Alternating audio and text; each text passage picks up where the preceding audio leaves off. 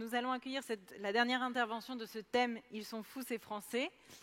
Donc j'accueille Marie-Laure Sauty-Chalon, présidente directrice générale du groupe auféminin.com.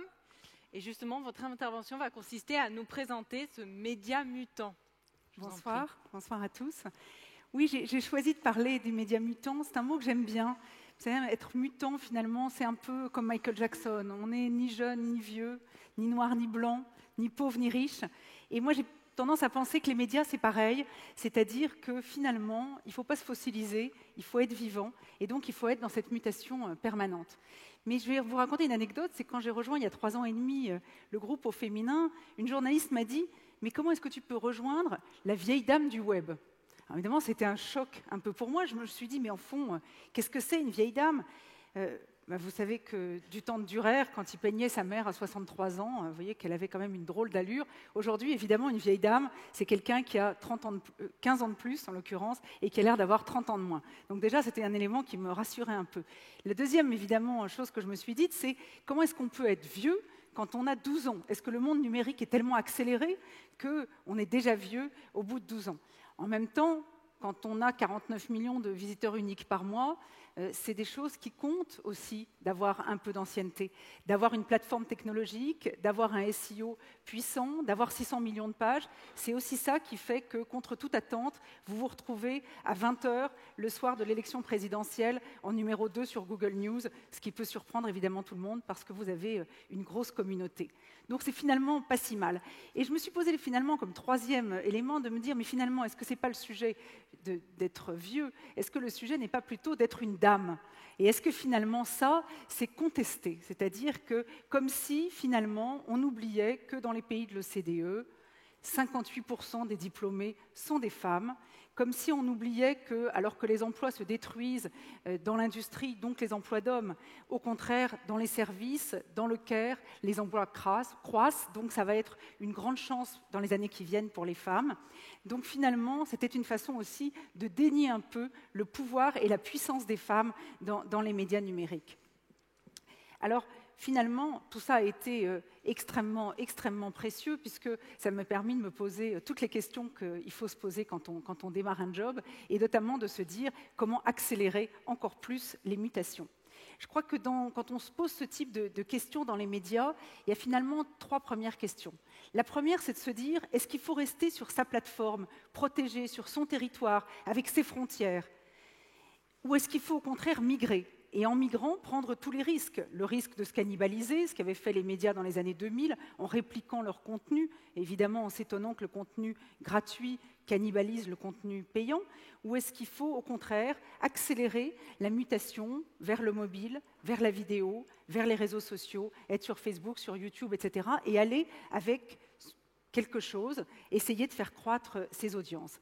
Et ça, je crois que c'est le choix principal qu'on a fait avec succès, puisque en fait, on a continué à faire grossir notre communauté sur l'Internet fixe, pendant que sur le mobile, on avait 25 millions de visiteurs uniques, pendant que sur la vidéo, on créait 40 millions de vidéos vues, pendant que sur YouTube, on créait 45 millions aussi de vidéos vues dans ce même temps. Donc en réalité, oui, il faut migrer et il faut prendre ce risque-là, même si vous ne savez pas quel va être votre business model. Et ça, je crois que c'est la chose la plus surprenante. Je pense que vous avez vu tous Social Network et le moment où Zuckerberg dit « on s'en fiche d'avoir des revenus, ce qu'il faut, c'est avoir une très grosse audience. Après, on trouvera toujours les moyens de les monétiser. » Je crois que ça, c'est un élément extrêmement fort de ce business du numérique et des startups.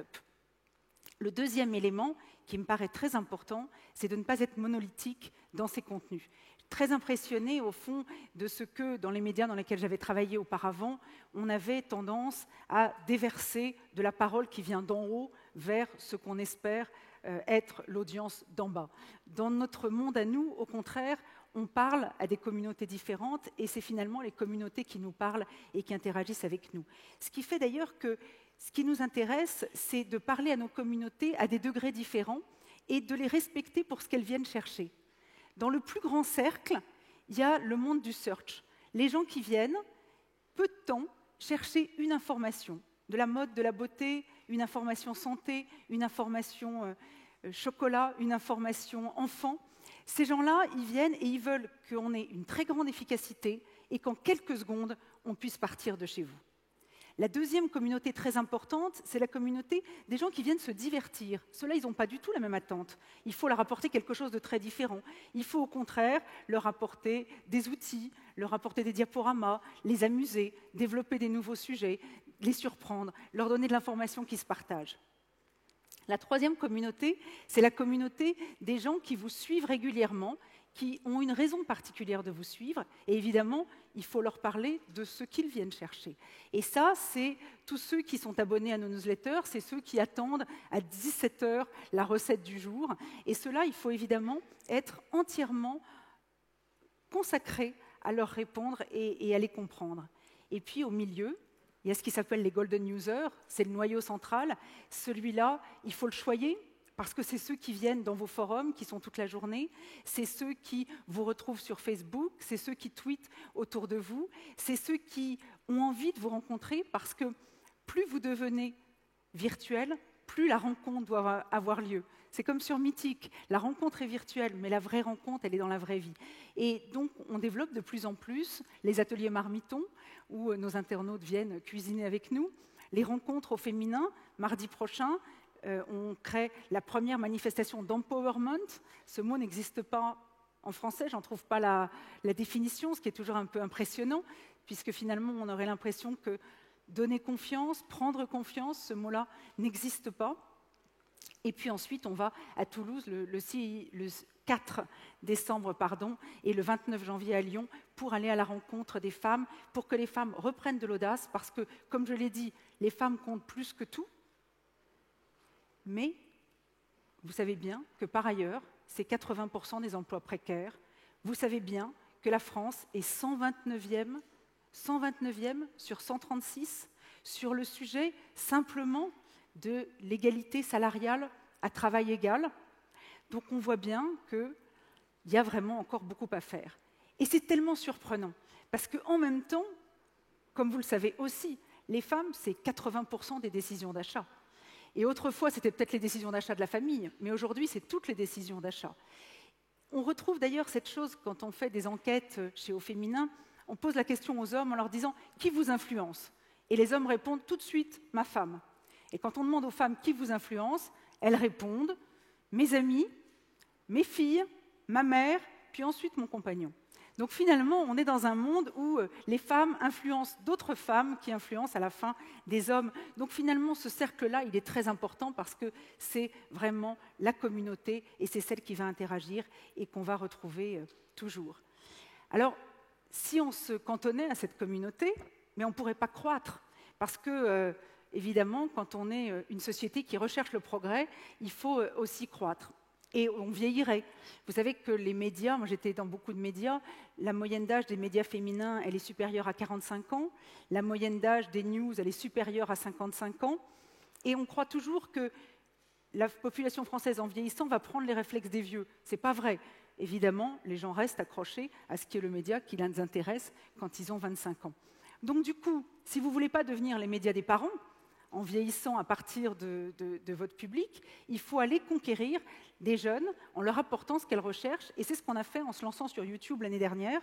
Je ne vois pas la slide, mais ce n'est pas grave. Je voudrais repartir en arrière, elle a dû zapper, tant pis. Et donc, on a développé cette idée d'avoir des nouvelles chaînes avec un nouveau ton et en parlant au 13-17 de thématiques qui ne sont pas du tout les mêmes, évidemment, dans le domaine de la beauté, dans le domaine de l'entertainment. Et cette communauté-là, c'est finalement, ça se regagne petit à petit. On démarre à zéro. Donc on a l'immense plaisir de redémarrer quelque chose à zéro. Et puis au bout d'un an, on a 270 000 abonnés et 45 millions de vidéos vues. Donc on voit que là aussi, on a réussi à étendre nos territoires. Mais étendre ces territoires, ça ne suffit pas. Ce qu'on pense, nous, c'est qu'évidemment, il faut aussi aller à l'international. Une des forces au féminin que les fondateurs avaient compris dès le début, c'était de développer l'international. Donc aujourd'hui, on est la seule plateforme française qui, à Paris, gère 7 langues. Et puis, on existe évidemment dans chacun des pays où on est leader. Et aujourd'hui, l'international représente 53% de nos revenus, puisqu'on est leader en Allemagne, en Italie, en Espagne, en Angleterre. Et on prend des risques un peu bizarres, puisqu'on a lancé cet été We Women sur le marché le plus challengé, qui est le marché américain. Et pourquoi est-ce qu'on est allé sur le marché américain? Parce que ça reste là que 50% des décisions de l'e-publicité se prennent. Et puis, au bout de quelques mois, finalement, vous avez un potentiel de croissance. On est déjà, en quelques mois, à notre objectif annuel de plus de 1 million de visiteurs. Et on va lancer à la fin de l'année notre plateforme en brésilien, donc au Brésil, avec une équipe donc, locale également, parce qu'on est convaincu que nos relais de croissance seront aussi de croître de plus en plus dans de plus en plus de langues. Alors, à la fin de toute cette histoire, et avec le peu de temps qui me reste, finalement, je vous dirais quelques règles pour cette grosse PME qui est le groupe Au Féminin, donc qui est une PME cotée à Paris de 400 personnes, 60 millions d'euros de chiffre d'affaires et 30% de marge, ce qui, dans le monde des médias, est un peu exceptionnel, et une croissance à 2 chiffres depuis 15 ans, c'est-à-dire continuellement. En fait, on a 3 règles, je vais aller très vite. La première, c'est toujours apprendre à nager tout seul, c'est-à-dire se lancer dans le bain et prendre tous les risques, et puis finalement être dans la culture du test and learn. La deuxième, c'est qu'on est dans un monde incroyablement hostile. Moi, j'aime bien ce dessin qui dit « Je t'échange ton daim contre pas de coup de massue sur ta tronche de rat ». Nous, quand on est face à Google, face à Facebook, face à ces géants de l'Internet, ne vous inquiétez pas. Voilà le coup que j'ai reçu sur ma tronche de rat. Le voilà très nettement. Et la troisième, qui est la dernière, c'est finalement la seule chose qui me paraît être importante, c'est de grandir tout en restant nous, de faire comme disait Oscar Wilde, si on veut rester jeune, il faut recommencer ses folies. Et rester soi, c'est aussi continuer à partager ses valeurs. Je pense que vous avez tous vu cette performance magistrale de Stromae hier, qui est tous les mêmes. Je pense que c'est ce dont on a besoin aussi en France, c'est-à-dire militer pour l'égalité homme-femme.